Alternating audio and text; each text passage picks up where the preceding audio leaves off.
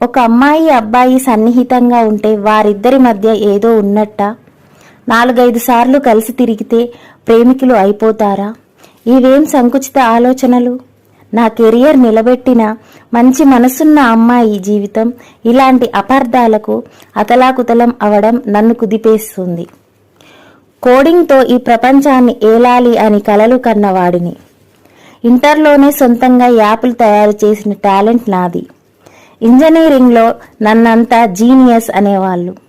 నా క్లాస్మేట్స్ ఎందరికో ప్రాజెక్టు వర్క్లో సాయం చేశా.